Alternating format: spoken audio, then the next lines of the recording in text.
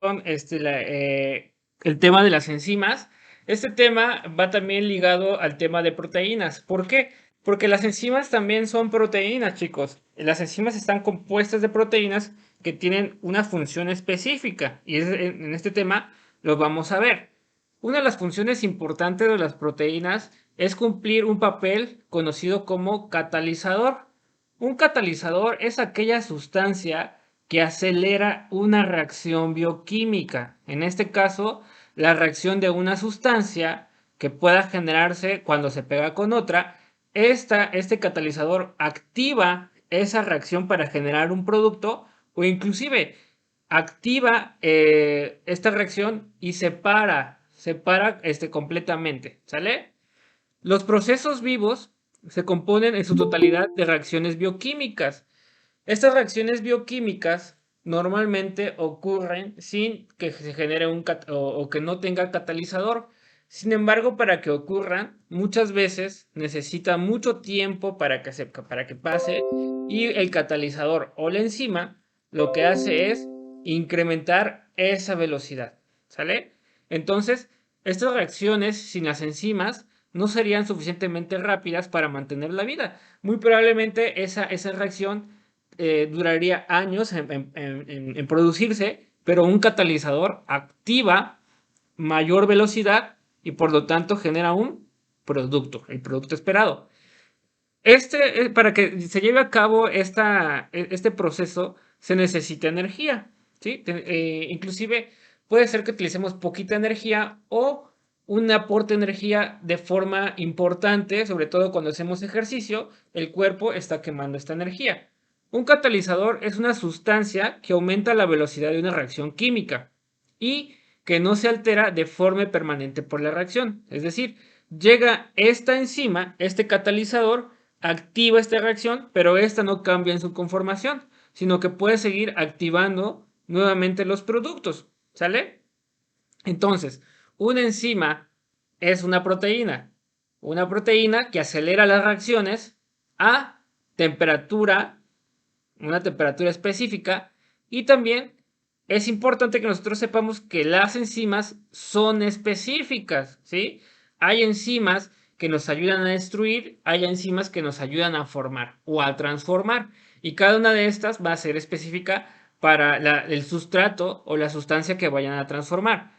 Las enzimas, como todos los catalizadores, no se alteran o no alteran el equilibrio de esta reacción.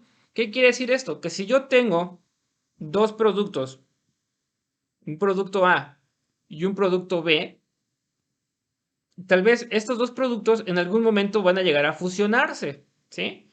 Pero cuando llega la enzima, va a favorecer esta unión y va a ser mucho más rápida, ¿sale? Y esta reacción va a permanecer en equilibrio, como si se hubiera dado de forma natural, ¿sale? Entonces, la enzima no va a alterar ese equilibrio, sino que el fundamento o el objetivo de la enzima es elevar la velocidad para que llegue a ese mismo equilibrio, ¿sale? Es decir, no rompe absolutamente nada. Bueno, entonces tenemos nuestro producto y en el proceso de una reacción, nosotros, antes de generar un producto, tenemos reactantes, tenemos sustratos, ¿sale? Estos sustratos nos van a servir para que tengan esta reacción. Si esta reacción no se pone un catalizador, entonces nos va a llevar muchísimo tiempo para que llegue a su punto de transición o su punto de transformación y genere este producto. Pero cuando tenemos una enzima, entonces lo que hace es elevar esta velocidad sin gastar tanta energía y ¡pum! Y obviamente optimizamos el tiempo para generar el producto. Entonces, las enzimas tienen un modelo importante, un modelo conocido como llave cerradura. Si nosotros transformamos esto a la vida real, pensemos en un candado. Un candado tiene una llave específica y lo mismo hace una enzima. Tiene una llave específica que va a activar o que le va a activarla y por lo tanto va a generar ese producto o esa reacción. Entonces, las enzimas son específicas porque tienen este modelo. El sustrato es lo que se une con la enzima y el producto o el resultado de esta unión lleva a cabo una reacción y el resultado será el producto o los productos que se produzcan, ¿sale? Entonces, cada enzima tiene un único tipo de sustrato, solo tiene un sustrato y debido a que tiene un lugar activo y este lugar va a ser complementario con la enzima, es decir, tiene su formita donde el sustrato va a ingresar a la enzima y ya estando unidos se va a activar, ¿sale? La forma global del sustrato y su distribución de carga permiten interaccionar o interaccionan de forma importante que genere que esa reacción se lleve a cabo mucho más rápido, ¿sale? Entonces, las enzimas están formadas por cofactores enzimáticos, es decir, las enzimas pueden tener una porción que le vamos a denominar cofactor, ¿sale? Entonces, esos cofactores pueden ser iones como el magnesio o el zinc o inclusive moléculas complejas derivadas de las vitaminas que vamos a llamar coenzimas. Y estos factores nos ayudan a activar más fácilmente el objetivo de las enzimas. Entonces, a las enzimas, prácticamente ya hay enzimas específicas para un tipo de sustrato. Es como si yo le pusiera un ejemplo.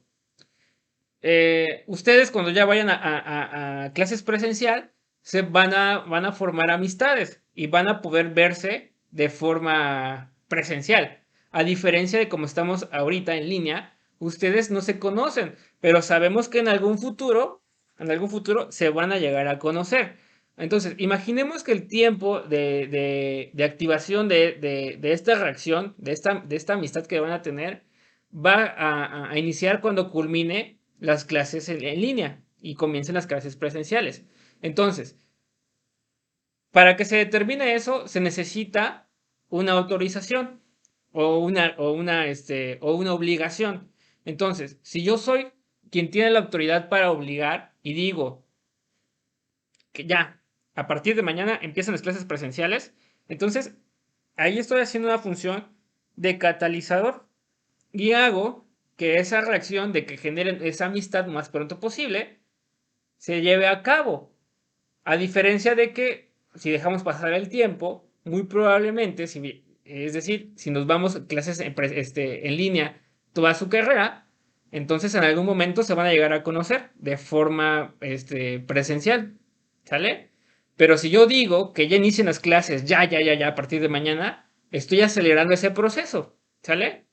Entonces, si se dan cuenta, si yo que tengo esa autoridad es porque soy el director, porque soy el rector o porque soy el dueño simplemente y quiero que sea así y así va a ser. Entonces, yo estoy inmiscuido en esta parte de la escuela. Entonces, soy específico de la escuela porque no puede venir otra persona a decir, ya, inicien clases presenciales. No, sino que tiene que ser alguien específico que esté inmiscuido en la interacción del sustrato y la enzima. ¿Sale? Antes a las enzimas solían nombrarse añadiendo los sufijos asa. Inclusive hasta actualmente este sufijo se sigue usando demasiado y lo van a escuchar muchísimo. Y sobre todo esto se genera por el nombre del sustrato más el sufijo asa y cuando encontremos una palabra que termine en asa, vamos a pensar siempre en una enzima. Un ejemplo, la ureasa. La ureasa es una enzima, la enzima es una proteína que cataliza la hidrólisis, el rompimiento con agua. ¿Pero de qué sustancia? De la urea. Entonces, urea más asa es igual a ureasa. ¿Sale? Entonces, cuando ustedes vean una palabra que termine con el sufijo asa, pensemos siempre en una enzima. ¿Sale? Y en esta imagen podemos ver el claro ejemplo de la enzima con su modelo de llave cerradura, que es específico para un área de un sustrato. El sustrato es el producto que va a reaccionar con otro producto. Y al momento de que se unen, entonces pueden generar múltiples productos o generar un solo producto. Dependerá de la función que tenga esa proteína. Entonces, las proteínas pueden tener clasificación, ¿sale? La clasificación las podemos ver o derivar en óxido reductasa, en transferasas, en hidrolasa, en liasas, en isomerasas y en ligasa, ¿sale? Y cada una de estas está poniendo o teniendo una función específica. Por ejemplo, la óxido reductasa es el tipo de enzima que cataliza reacciones de óxido reducción. Y esto lo vemos normalmente en la generación de ATP en la glucólisis, ¿sale? Entre las subclases de este grupo se encuentran las deshidrogenasas, las oxidasas, las oxinogenasas, perdón, las reductasas, las peroxidasas y las hidrolasas, ¿sale? La verdad es un trabalenguas bastante complicado de tantas asas que le teníamos que poner. Pero entonces, una deshidrogenasa, deshidro es quitar un hidrógeno, va a generar esta reacción de óxido-reducción. Y lo vamos a ver en las reacciones de redox para generar ATP. Y lo vamos a ir viendo más adelante, pero es necesario que ustedes sepan que hay de óxido-reducción. Transferasa. La transferasa, las enzimas de transferasa son aquellas que catalizan reacciones en las que hay una transferencia de grupos de una molécula a otra. Es decir, si ustedes, eh, ok, perdón, es que estaba aceptando a sus compañeros. Si ustedes recuerdan, los carbohidratos pueden tener grupos aldehídos o grupos cetónicos o hexosas, ¿sale? O inclusive grupos carbonilos, que son los grupos funcionales. Estos grupos funcionales se pueden intercambiar con los productos, ¿sale? Una vez intercambiados, quien genera este cambio tiene que ser una transferasa, una enzima que puede transferir un grupo de una molécula a otra y por eso lleva el prefijo trans. Transcarboxilasa cambia de lugar el carboxilo, la transmetilasa, el grupo metil, las transaminasas, el grupo amino, lo puede cambiar de una molécula a otra. ¿Sale? Las hidrolasas son enzimas que catalizan las reacciones en las que se produce la ruptura de enlaces por adición de agua. Como les decía aquí, la ureasa, ¿sale? Es una enzima que cataliza la hidrólisis de la urea. ¿Qué hace eso? Que le añade una molécula de agua a la sustancia. Y al añadir el agua, lo que hago es destruirla, ¿sale? Entonces, entre las hidro y las hidrolasas están las asterasas, las fosfatasas, las peptidasas. Las esterasas rompen los grupos ésteres, las fosfatasas, los grupos fosfato, las peptidasas, obviamente, los péptidos, es decir, las mismas proteínas. Entonces, las enzimas también nos sirven para destruir las mismas enzimas. ¿Sale? Las liasas son aquellas que catalizan reacciones en las que se eliminan grupos para formar un doble enlace o inclusive añadir un doble enlace a la sustancia. ¿Qué tenemos acá? Bueno, los vamos a hacer de una forma más sencilla de entender. ¿Ustedes se acuerdan que esta cadena tiene el nombre de... ¿De qué?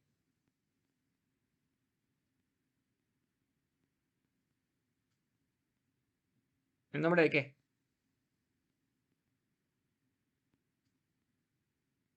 ¿De un qué? Yo sé que lo saben, chicos. ¿Hidrocarburo? De un hidrocarburo, muy bien. Entonces, cuando yo tengo un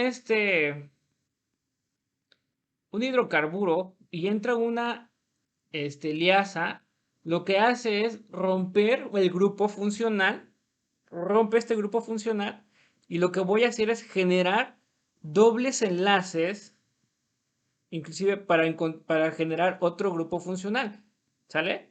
Entonces, rompo el grupo funcional y formo dobles enlaces con las demás sustancias. ¿Por qué? Porque me queda un átomo que no está unido, ¿sale? Entonces, con estos grupos, o estos dobles enlaces, yo puedo generar sustancias saturadas, ¿sale? Eso lo vamos a ver más adelante con los, con los lípidos, que son los que forman dobles enlaces, y vamos a ver la importancia de los dobles enlaces. Pero las liasas también son importantes para generar estos dobles enlaces. Las isomerasas son aquellas enzimas que catalizan varios tipos de reordenamiento. Es decir, esta isomerasa me puede decir, llega acá, la proteína, y me dice, no, pues este grupo no lo quiero acá, lo quiero en medio. Y lo puede transferir a en medio de la molécula o hacia otra porción de la molécula. Por eso se llama isomerasa. Isomerasa es aquella enzima que puede reordenar los grupos funcionales o los enlaces de forma intramolecular en la misma molécula, ¿sale? Las epimerasas catalizan la inversión de átomos de carbono asimétricos. ¿Qué quiere decir esto? Que estas, si estaban simétricos, las va a volver asimétricos. ¿Y cómo se hace eso, doctor? Bueno, supongamos que tenemos una proteína que tiene una cadena funcional donde los carbonos son simétricos, ¿sí? O inclusive tiene OHs y estos OHs son simétricos.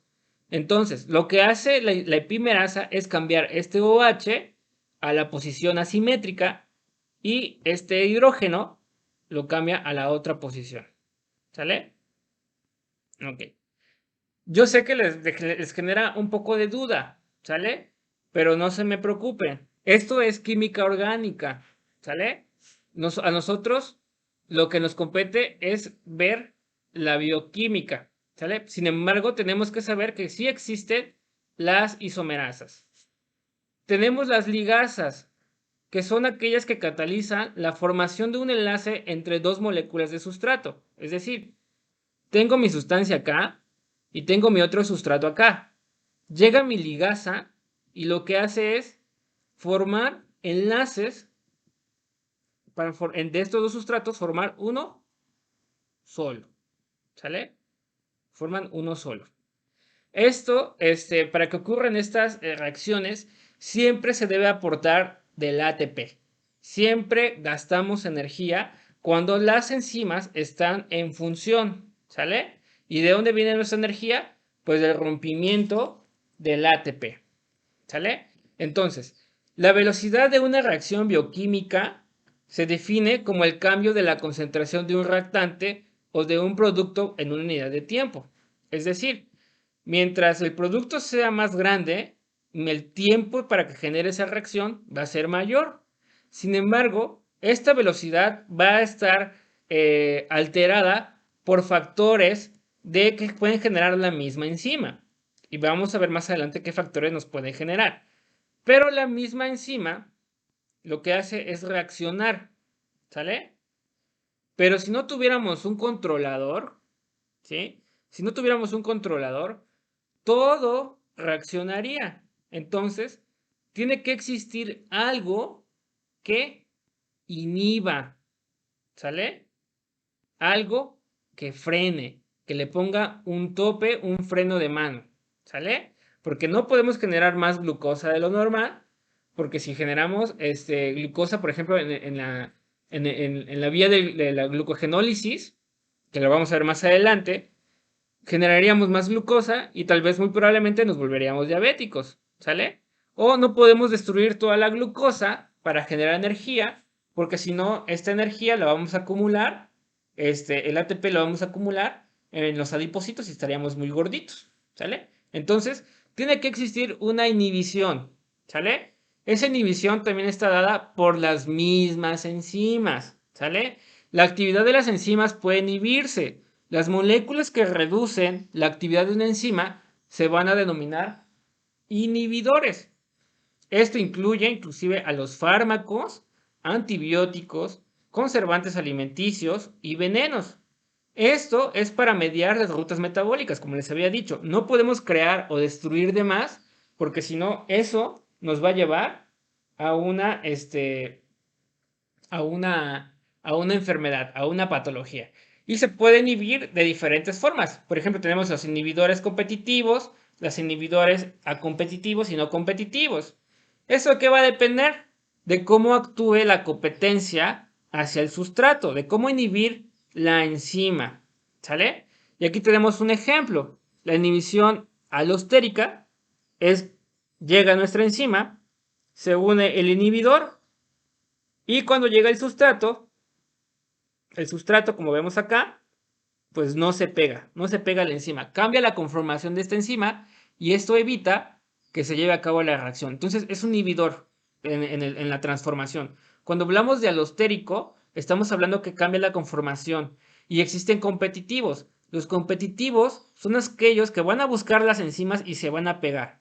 Los acompetitivos son aquellos que buscan enzimas, pero no son específicas. Y los no competitivos son aquellos que no están buscando enzimas ni específicas, ni cualquier otra enzima, pero que es una sustancia que está flotando y que por inercia o por energía cinética se llega a pegar a la enzima e inhibe esta misma reacción, ¿sale? Entonces, la activación es lo contrario, porque también pueden haber activadores, ¿sale? Los activadores, les habías dicho que se llaman, ¿dónde está? Aquí, que se llaman las coenzimas. Las coenzimas, o inclusive los iones metálicos, pueden activar, ¿sale? A las enzimas. Y esto va a hacer que cuando está el sustrato se active mucho más rápido. Entonces, tenemos inhibidores y activadores. Esto, tanto la inhibición y la activación, puede ser reversible o irreversible. Los fármacos, muchos medicamentos, antibióticos, nos sirven como inhibidor, ¿sale? Porque inhiben las enzimas que ayudan a proliferar o a crecer o a madurar a las bacterias, a los virus, a los parásitos. Y entonces si esta enzima no está funcional, muy probablemente ese parásito, esa bacteria, ese virus se va a morir. ¿Sale? Entonces, esto es importante. Así como hay activación, también hay inhibición. ¿Sale? Doc, ¿podría volver a repetir lo de los inhibidores acompetitivos? Ajá, ok. Los inhibidores competitivos son aquellos que son muy específicos. Es decir, yo tengo un inhibidor específico para, supongamos que yo tengo una enzima que le vamos a poner, ese es un ejemplo, ¿eh? Que tengo una enzima que mm, al- es un ejemplo, aceitasa. Aceitasa es porque nos rompe el aceite con agua, ¿sí? Aceitasa. Pero supongamos que esta aceitasa hace que el rompimiento de estas grasas, del aceite, para que estas grasas se puedan acumular en las membranas. Ese ejemplo, ¿eh? Ese ejemplo, es un ejemplo así muy burdo. Que se puedan acoplar las membranas y llegue la bacteria y que coma el aceitito y que crezca. Entonces la aceitasa es necesaria para que esta bacteria crezca. Y si yo le doy un antibiótico competitivo, es decir, que se va a pegar a la este competitivo, este fármaco se va a pegar a la aceitasa, ¿sí? Y va a ir a buscarlo y se va a pegar. Y una vez pegado, va a cambiar su conformación y cuando llega el sustrato, la bacteria, a pesar de que esté ahí, no se va a pegar. ¿Por qué? Porque está inhibido, ¿sale? Está inhibido. Ahora, este es competitivo. Ahora, el acompetitivo es aquel que igual se suministra, pero no es específico, en este caso para la aceitasa, no es específico para la enzima, sino que se puede pegar a muchas enzimas y como efecto secundario, pues también nos genera esta inhibición, ¿sale? Y el no competitivo es aquel que no se suministra, sino que o se suministra de forma accidental y que de repente vemos que estaba ahí flotando y se pegó a la enzima y lo que hizo es inhibir de forma no esperada. ¿Sale? ¿Sí? ¿Me di a entender? Sí, Doc, gracias. Ok, muy bien. Como les decía, tiene que existir una activación y tiene que existir un inhibidor, ¿sale? Cuando está la activación, el sustrato es la sustancia que va a reaccionar y la enzima es el catalizador, lo que acelera esta reacción. Al pegarse, pues van a generar la reacción, ¿sale? Y la inhibición, es decir, llega el inhibidor, se pega con la enzima y evita que el sustrato y la enzima se unan y por lo tanto la reacción no se lleva a cabo, ¿sale? ¿Queda claro esta parte de activación e inhibición? Sí, doc. ¿Sí? Ok. Profe, disculpe, me dijo que está grabando la clase. Sí, sí, la estoy grabando. Es que casi en ratos me corta y me bota de no escucho muy Sí, bien. sí, no te preocupes. Sí, la estoy grabando, no te preocupes. ¿Sale? Ok, gracias. Sale, pues. Y la catálisis son efectos, o cómo mejor dicho, cómo se lleva a cabo la catálisis. Habíamos dicho que cuando hablamos de catálisis estamos hablando de destrucción. Esta destrucción de los sustratos, de las sustancias, puede llevarse, obviamente, por una enzima, ya sea por efecto de proximidad o tensión, ¿sale? Es decir, que la enzima se acerque mucho y tensione a través de reacciones intramoleculares la misma sustancia y ésta se rompa por tanta presión o tanta tensión, esté frágil y se rompa y se lleva a cabo la catálisis por efectos electrostáticos. Entonces, vimos previamente que existen efectos electrostáticos en los puentes de hidrógeno, en las fuerzas de Van der Waals, donde hace la atracción de un polo positivo hacia un polo negativo. Esta atracción también puede llevar al rompimiento o a una tensión y que se rompa la sustancia. La catálisis ácido-base son aquellas que se pueden llevar a cabo por el cambio de pH. Ya habíamos visto que el pH es importante. Si es muy ácido, muchas sustancias se degradan. O si es alcalino, muchas sustancias también se degradan. ¿Sale? Entonces, la catálisis ácido-base también es importante. Y hay catálisis covalente. Es decir, llega la enzima y llega a hacer su chistecito y empieza a formar enlaces donde no deben formarse para unir entre la misma sustancia con ella misma y empieza a generar su autodestrucción y esto lleva a una catálisis, ¿sale? Entonces se dan cuenta, este rompimiento o disolución de las sustancias se puede llevar por efectos de proximidad, cuando estamos muy cerca de alguien y sentimos que, eh, que nuestro ambiente se ve en disturbio con fuerzas negativas, entonces hay tensión y eso puede romper la estabilidad emocional de una persona. Lo mismo sucede con la estabilidad de una sustancia. Cuando hay una sustancia próxima, puede generar tensión en ella misma, en esta misma sustancia, y romperse. El efecto electrostático pasa en un campo electromagnético y al sentir esa atracción hacia lo positivo y una atracción hacia lo negativo, pues puede romperla por la mitad. Obviamente, la catálisis ácido-base, si nosotros administramos más ácidos, sustancias ácidas, la vamos a destruir. O si administramos sustancias más básicas o alcalinas, pues también la vamos a destruir. O si dentro de la misma sustancia formamos enlaces próximos entre ellos, pues entonces también estamos haciendo una autodestrucción. ¿Sale? Entonces, estos son las variantes por las cuales pueden llegar a una sustancia a sufrir catálisis. Pero los cofactores que les había dicho, que son sustancias que nos ayudan a activar nuestras enzimas y a generar esta reacción más rápidas, pueden dividirse en dos, en los metales y las coenzimas. Los metales son iones metálicos que proporcionan una concentración elevada de carga positiva y que eso genera que sea la unión entre la sustancia o el sustrato y la enzima sea una unión más fácil y por lo tanto pueda llevar a cabo esa reacción más fácil y más rápido, ¿sale? Entonces, los iones metálicos ayudan al sustrato a orientarse dentro del lugar activo, ¿sí? Llega la sustancia, una vez pegada a la enzima, este cofactor metálico orienta y activa la enzima y por lo tanto genera la reacción, ¿sale? Los iones metálicos son electrófilos eficaces y ayudan a orientar al sustrato dentro del lugar activo. Además, determinados cationes metálicos participan en las reacciones de redox, ¿sale? Entonces, los metales son importantes como como ayudador para las reacciones bioquímicas o las reacciones metabólicas generadas por las enzimas, ¿sale? Y las coenzimas, que también es un cofactor, que también van a ayudar a nuestras enzimas. La diferencia es de que no son metales, sino que derivan de nuestras vitaminas y por lo tanto pueden ser hidrosolubles o liposolubles. Y las coenzimas son moléculas orgánicas que tienen diferentes funciones dentro de la catálisis enzimática y obviamente nos va a acelerar esa reacción.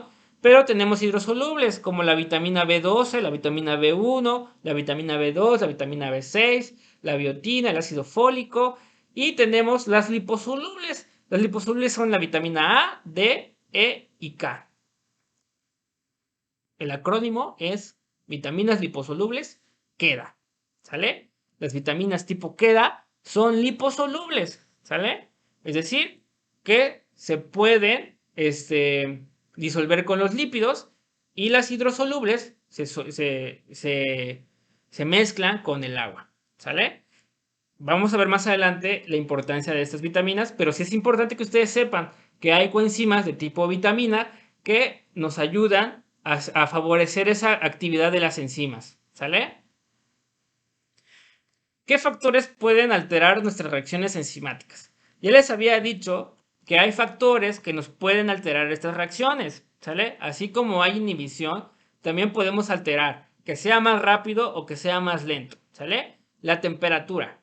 La temperatura es importante. Cuanto mayor es la temperatura, hay mayor velocidad de reacción. Si ustedes pueden hervir agua, van a ver que genera burbujas en el interior el líquido y genera un movimiento de caos, ¿sale? Entonces, a mayor temperatura, hay mayor movimiento de energía cinética y esas velocidades dentro de la sustancia puede llegar a reaccionar, inclusive genera o incrementa la velocidad de la reacción, ¿sale? La velocidad de las reacciones catalizadas por enzimas aumentan también al aumentar la temperatura. A mayor temperatura, mayor velocidad. En el cuerpo humano necesita una temperatura óptima, ¿sale? Nuestra temperatura es la óptima para llevar a cabo nuestros procesos enzimáticos.